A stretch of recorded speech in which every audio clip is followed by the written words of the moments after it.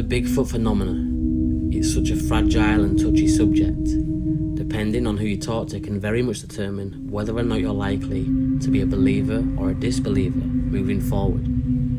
Every once in a while, you'll come across a special type of person. Somebody who isn't claiming to know all the answers, but yet has that canny ability to capture your imagination and leaves you desperately asking more questions.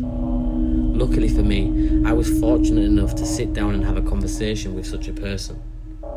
Justin from Mountain Beast Mysteries. Justin first captured my attention with his open-minded skepticism, love for nature and willingness to actually get out into the elements to perform his own research. Join us now as we sit openly, candidly, and discuss one of the biggest mysteries that man is still yet to discover.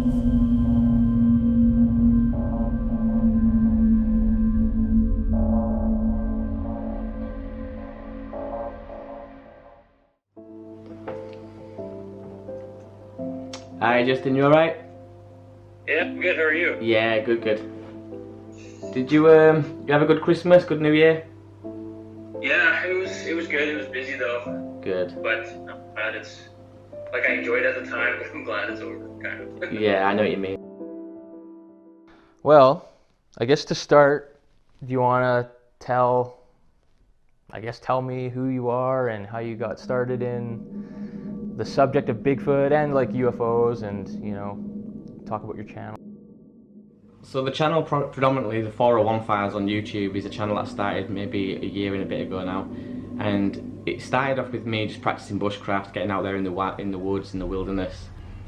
As the videos started to develop, obviously my interest in thought-provoking topics, i.e. the Bigfoot, extraterrestrials, started to come out on these adventures, these trips, and it seemed to be what people held on to. A lot of people wanted to hear more about what my experiences had been and wanted to know what my thoughts were on certain subjects. I started then introducing my friend who came out with me, a guy called Junior, a very close friend of mine, and together we've developed this 401 Files that is basically bushcraft with the added bonus of talking about these interesting subjects. People can relate because obviously when you're out in these wilderness, these wooded areas, forests, they're the type of environments that you would expect to see some of the things that we're talking about, so I think that adds a nice little touch to the video. So you're putting yourself in those areas where you might have a good chance of seeing something that you can't explain. Can you talk a little bit about like wild man sightings in the UK? There's this belief over here in this part of the world that like the UK is a place where there shouldn't be wild man sightings. There's not a lot of forest. Can you argue against that at all? It depends how you look at it. If you're looking at it as a flesh and blood type creature, you have one side of the argument that says it's not possible, but then you have the other side of people that say, well, it could be more paranormal, and they go off down that route as well. So there's a lot of national parks in the UK that have miles of forestry. Unless you are like me and you're going off on the beaten track looking for these things, it would be easy for something to stay undetected. So you mentioned before you had a strange experience when you were a kid. Can you go over that? Yeah, so when I was roughly about 7 or 8 years old, I was in the Cub Scouts at the time, and we'd been to a place called Snowball Plantation, which is in the northeast of England, and we'd done like a weekend camp there. Everything was fine, nothing was out untoward at this point. It was on the way back when we was on our way home. We was on a minibus, and I was sat at the back of the minibus with one of my friends, and I remember clearly that the person in charge stood up on the front of the bus and said, look, we're going to be doing a toilet stop. If anybody is desperate for the toilet, now would be a good time to jump off because we're only stopping once. So me and my friend who was sat at the back of the bus, we decided to jump off, stretch our legs and go take a pee. I decided to move up this little embankment which was just directly in front of me. When I got to the top of the embankment, I looked in front of me and there was a wooded area. In this wooded area, one of the first things that I noticed was like a small outbuilding, brick building. Looked like it had been abandoned. There was bricks missing, ivy growing all over it, and I thought that was quite strange. And then off to my left I noticed something moving, and that got my attention to look over that way. And when I did, I saw like what I can only describe as, and this sounds crazy, I get that, this sounds really crazy, but a reptilian type creature. And that's the closest thing I can say to describing what I saw. I would say a man, because it had a head, 2 legs and 2 arms, like a man or a human, but it was green from head to toe, and the proportions were completely off. So his head was small, he walked with a stoop, but I'm guessing he would have been about 6'9", close to 7 foot easy if he stood up straight. And his arms basically came past the knees, and they kind of like, they trailed as he walked. Do you know the Patterson Gimlin footage, how Bigfoot swings his arms? It was kind of that movement as he was walking through the woods. Now the weirdest thing about this experience for me, being a 7-8-year-old child looking at this thing walking through the woods, was that it didn't seem alarmed. Like you expect if you stumble across a deer or a wild animal in the woods that it sees you, it's startled, and then it runs off. This thing didn't do any of that. It kind of was like it expected to see me there, and it kind of knew that I wouldn't do anything or say anything or run away screaming. It just carried on walking through the woods. I thought instantly that this was a prank, and I decided to get back on the bus and not mention anything. And that's what I did. I got back on the bus, I didn't say anything, went and sat straight at the back of the bus again with my friend. And all the way home I was expecting somebody to say, we got you, we tricked you, like did it scare you, this kind of thing. And nobody said anything. And it was only when we got back and our parents were there in the car park waiting to pick us up, I got in the car, drove all the way home. I thought, well, that was really strange. Like, I've just seen this green, tall, skinny creature walking through the woods in the middle of nowhere. This was completely a random stop, and nobody has said anything. Okay, so the wild man, Bigfoot, flesh and blood or something else, something supernatural, paranormal? What do you think, and why? I'm gonna have to say, like, my own personal opinion is that I think this thing has a paranormal ability of some kind. And the reason I think that is because there are so many animals that share the environment of a Bigfoot or a wild man. So we have deer, you guys out there have cougars, bears, things like that. But yet none of these animals have been able to adapt or evolve the level of stealth that a Bigfoot has. And so for me, if we're seeing all these other animals, the bears, the cougars, the deers, all these other animals that share the same environment, why have they not progressed to a level where they can be so elusive like the Bigfoot? He has to have, in my opinion, some kind of other ability, whether it's paranormal or he slips into another dimension or whatever. I think there's something else there that's not quite the same as the animals he's sharing that environment with. That's a good point. I've never actually thought about it like that. Because it does share the exact same environment as like bears and cougars and wolves and those kind of creatures. Interesting. It makes me wonder, like, I don't want to get too crazy or talk too much about, like, you know, the extraterrestrial origins of Bigfoot. Maybe it is an extraterrestrial, but, you know, when you look at like the big picture, in that scenario, Bigfoot is the odd one out, right? Yeah. When you look at all the other animals. But if you look on like a global scale, human beings are the odd ones out, you know, along all the other animals. That's so true. In a weird way. So it's like, makes you wonder, are we even from here? Yeah, it's cool. Like, it makes me think, like, exploring the Bigfoot topic and, you know, trying to find out what it is also probably a good way to kind of figure out more about human beings and where humans have come from. You know, I don't find it like very hard to believe that there still could be something else like us living alongside us, you know, because it did happen at one point. That there were many different species of hominid living together at the same time. It's hard to imagine what that would be like. It's kind of scary to think about, but I don't know why people think it's such a crazy idea, because it did happen. Like, that's a fact. There's so many other strange mysteries of the world that, you know, there's new ones that pop up all the time. Like, you know, they're always, well, Göbekli Tepe is like an old ancient ruin they found in Turkey. And when they date that, it's way older than any of the other civilizations, you know what I mean? It goes against everything that people have been taught. We're probably never really gonna know all the answers and, you know, to all the secrets in the world. And that's the thing, like, we have to just be open to the possibilities And whenever we find something new, we should just, keep exploring that and not just say this is that and this is that, because that's kind of like ignorant and we don't really know for sure.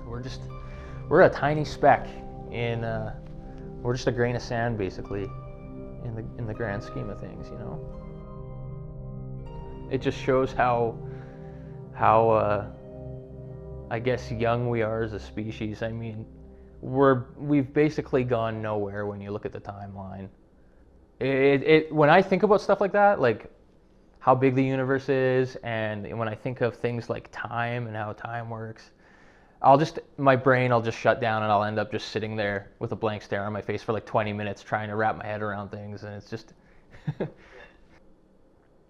there has been a lot of reports in North America. I don't know what it's like in the UK, but there has been a lot of reports of people like seeing light orbs and like UFOs around the same time that there's also a Bigfoot sighting.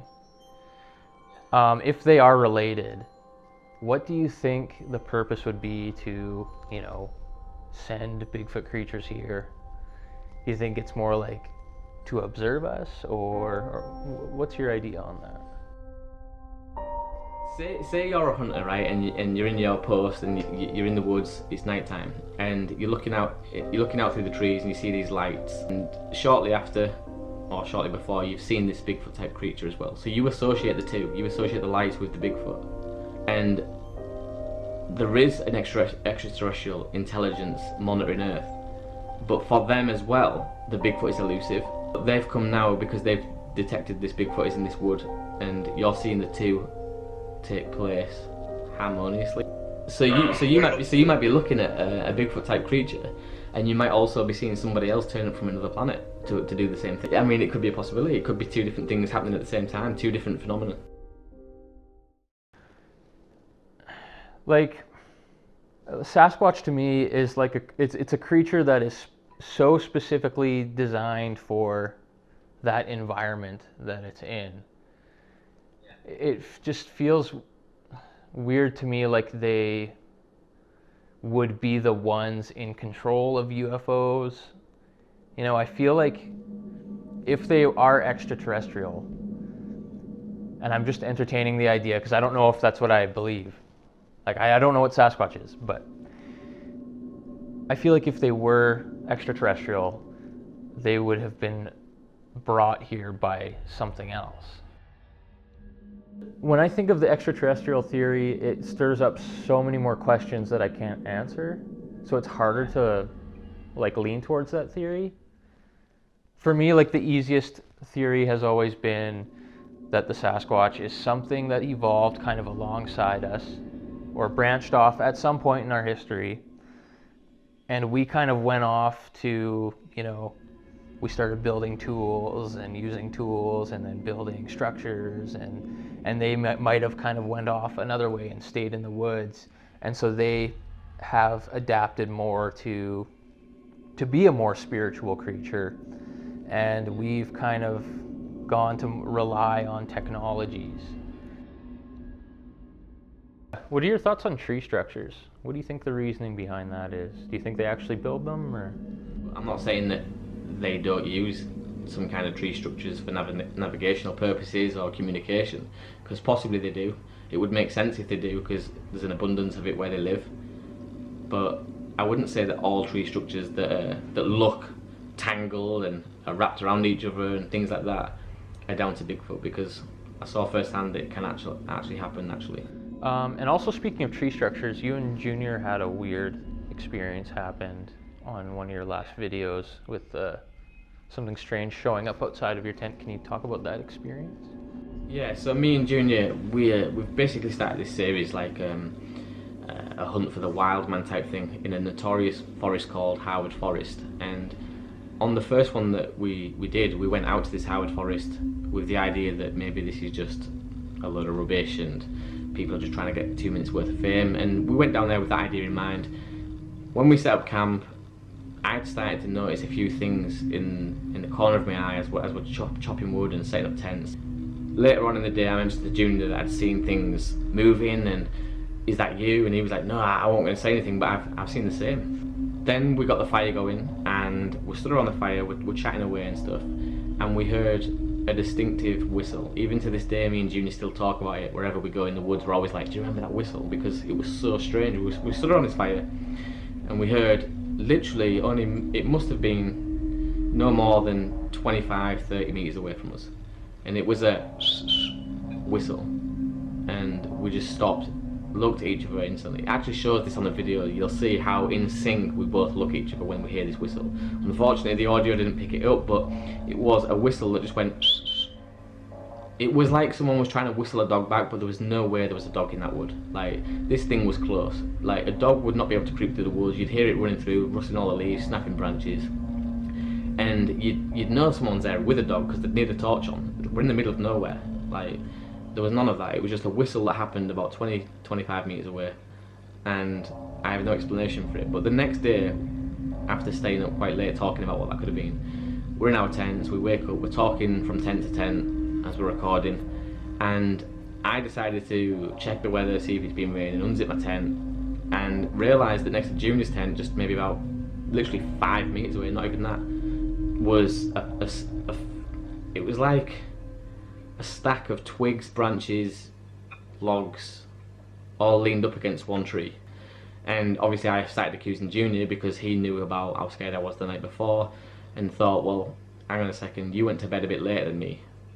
Did you stay up later and do this knowing that I would wake up and see it? You know, there's no true way of telling whether it was him or not. I know personally it wasn't me, 100%. He swears that it wasn't him. Who does that? Who follows two guys in the middle of a forest and waits till like the middle of the night to walk through this forest in pitch black darkness with no torches, not talking to anybody else? So I'm assuming they were on their own doing this, just to stack some tree, like logs against a tree. Like, what kind of person does that? If it was a Bigfoot or wild man, scary. But also, if it was people, equally as scary. Is there any, like, obviously there's ancient and like medieval ruins all over the place in the UK. Is there anything like that in that area, you think? If you watch the first video, I do like, I zoom out of the wood, out of the forest, and I highlight a patch just in the middle of the forest which is completely square but with no trees. I later discovered, somebody commented on the video on YouTube, that this was a Roman settlement or some kind of Roman fort at one point or other. Yeah. Why wouldn't anything grow there, you think? I don't know. The person I spoke to said it was some kind of scientific site of interest. I don't know. That's as far as we got with what they would be doing there. Even the forest itself, actually, when you're walking through the forest, there's little signs that say this forest is a scientific site of interest. Which yeah, that is strange. Like, but when I've asked people about this, what does that mean? Depending on who you speak to, they say it's stuff to do with global warming. They're checking things for global warming, but it's like, we've got so many forests. Like, why specifically this forest, which is notorious for wildman sightings, are they checking for global warming effects? I don't think people understand how long the nights are when you're like solo camping. It's the worst. Because I always have this thing of somebody being fully aware that I'm there, and this scares me, and I don't really know why, because explaining it won't sound scary, but it terrifies me. I always have this feeling that somebody has known I've been there from the minute I turned up, and they've been watching me for whatever reason. This wave of fear will just come over me, and I'll put my stuff down and I'll just look around as if I feel somebody stood there in the distance watching me. That feeling's horrible. I hate that. I do, like, I legitimately fear certain animals. I don't know, like, most of the time, like, well, 99% of the time, nothing's ever going to happen, and whatever's out there is going to be equally as scared of you. Especially like in the winter, there's not as much activity. In the summers, when all the bears are out, and you got to worry about that. But that's why I kind of prefer being out in the winter, because I know if there is something, it's probably not going to be a bear. Thank God. What got you into the Bigfoot field? Like, what sparked your interest in this?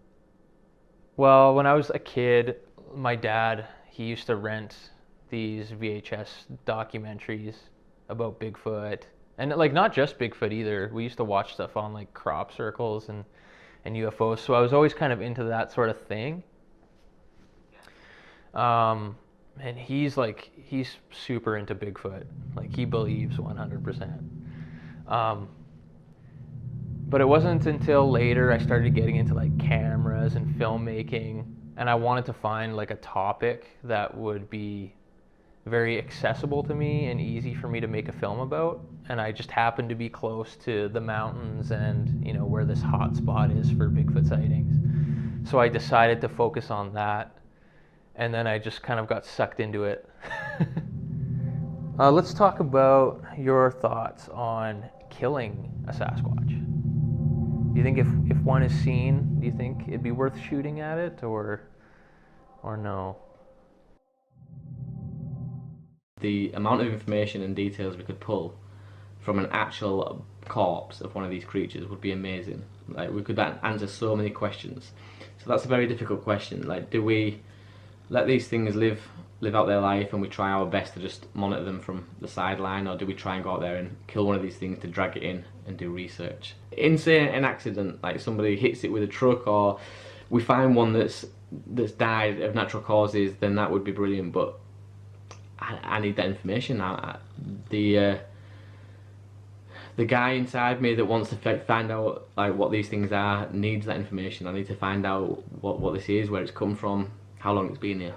Do you think, like, as far as their intelligence goes, like, do you think they have like a language? Do you think they bury their dead? Like, how close to us do you think in that manner are they? Like, communication, obviously, I think will be there, and I think it will be quite a sophisticated level of communication.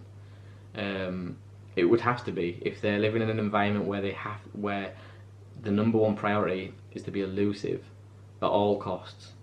You would have to be able to communicate long distances stealthily to be able to achieve that, and they've done so well at doing that for years and years and years, so their communication must be second to none.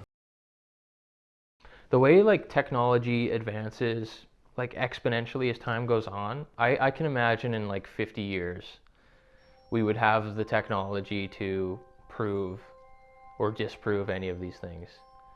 You know, if you look back at like computers back like 40 or 50 years ago, I don't know when they had the first computer, and look at today, like we've come a long way in a short amount of time as far as technology goes. So in like 50 years, I think we're gonna have the capabilities to prove or disprove Bigfoot. So I think, yeah, in our lifetime probably we will have the answers we're looking for. Like, there's theories that the Sasquatch can cloak, but also theories that it has the ability to almost camouflage itself, similar to like, I don't know, like an octopus or like a chameleon. Not really like disappearing or vanishing, but it has some sort of advanced ability to blend itself into its environment. What do you think about that? If you get rid of the 4 S's, you're basically invisible, and that's why, so for snipers, example would be shape. So the human shape has a very distinctive form, like shoulders, head, arms and legs. So what a sniper will do is break up that shape by sticking in branches to break up the shoulder and head shape.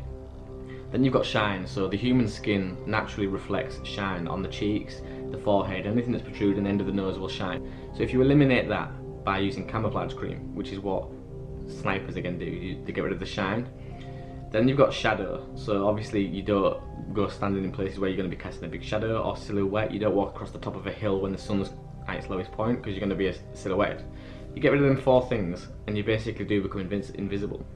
Now, if you don't have to get rid of some of them, so you don't have to get rid of shine because you've got fur and things like that, it becomes easier even yet still. So like a Bigfoot, I think, could easily achieve close to invisibility just by being a master of adapting to his environment. Do you think that they're benevolent or malevolent? I think both.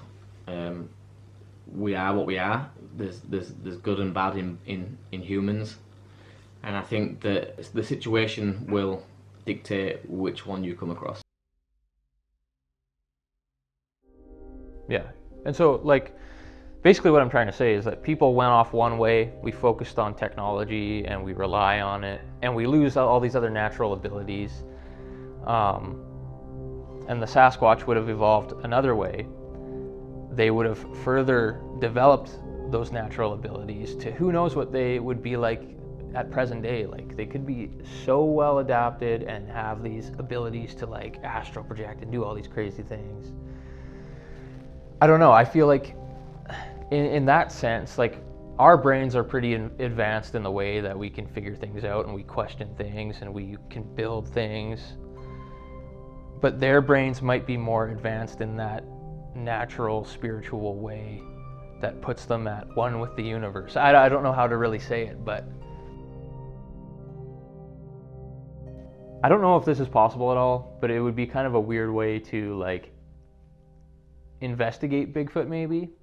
If you had someone, or if you developed the idea to actually astral project, like, it might be a good way of finding where these creatures are or communicating with them in a way, you know what I mean? Like, if you could astral project, the possibilities are endless basically. If they are really spiritual creatures, maybe you could find them, because there's people that say, even Les Stroud from Survivor Man now is saying that he experienced mind speak, where they've talked to him telepathically on multiple occasions. So if they can do that, then, you know, what's to say that you can't kind of turn the tables and learn to astral project and communicate with them or something along those lines, you know what I mean? I don't know. I told you before we started talking that I had a weird experience last week. UFO experience. I've been very like standoffish about telling it, but before I start going into that, after that happened, I went online and I was like, I always try and look up recent sightings of things after I like have something weird happen, just to see if anyone else has reported anything. And I found an article from the Mutual UFO Network, and it was saying that the Nordegg area, which is like a huge Bigfoot hotspot, is also a huge UFO hotspot, which is where I go all the time. And it's where, like, I was on my way back from Nordegg on Thursday night when I had this happen. But I was, at that time, I was like 4 hours away from Nordegg. I wasn't anywhere in the area, but it's where I was. It was dark out. I was driving. It was like 10:50 p.m. I think, and I was getting really close to the city. Like, I was just outside of the city. There were cars behind me on the highway, and I looked out my window and I seen these weird lights, and I had a weird feeling, like, and it looked strange to me. Like, there's a lot of times you'll see blinking lights in the sky and you know it's an airplane, right? But it just looked weird, and the way it was flying looked weird, and its distance from the ground was very strange. And I was watching it flying, and it slowly just did a 90-degree turn. Like, it was sharp, but it was slow. It's hard to explain. So it turned, and I'm watching it as I'm driving highway speeds, which is dangerous because there's cars behind me. I'm not paying attention at this point to the road, which is bad. But it turns and it starts heading like right towards me. So I'm starting to get a really good look at this thing. And I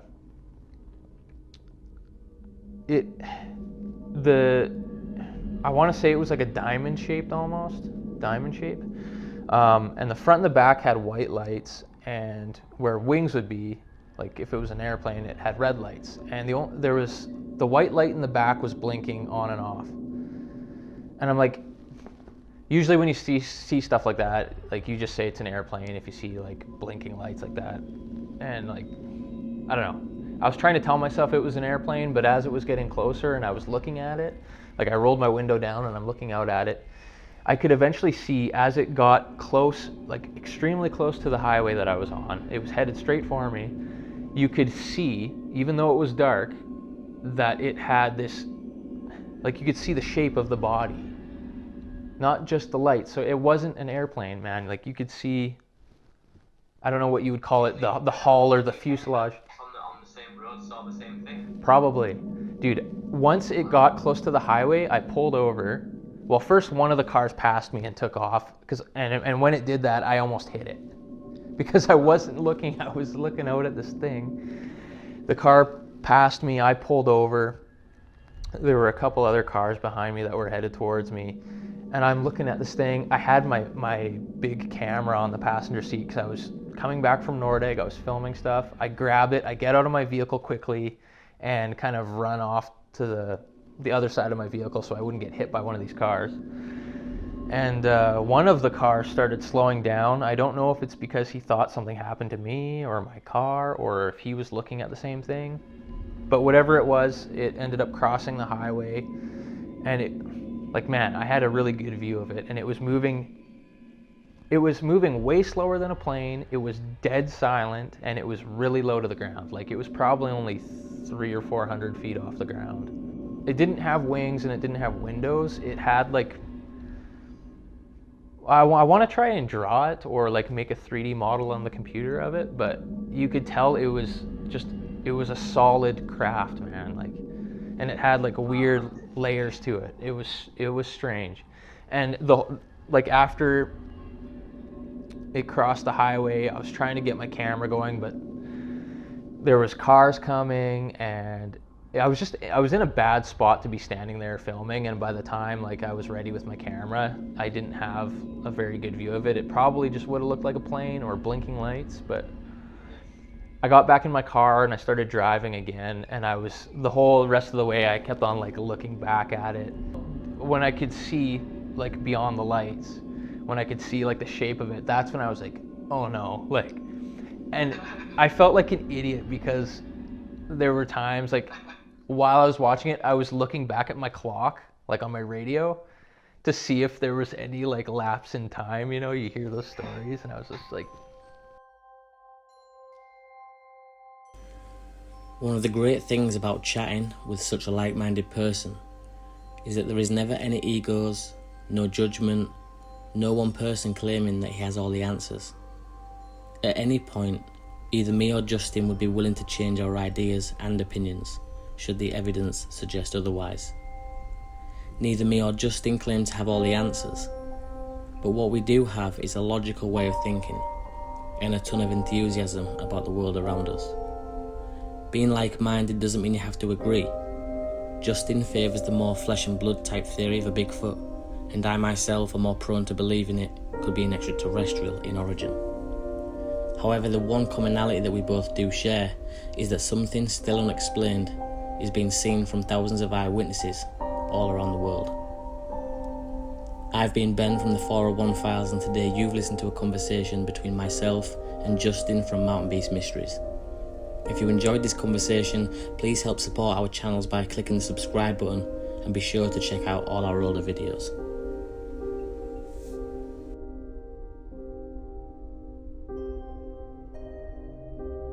We can start wrapping it up soon if you want. I think I've got enough to go with here.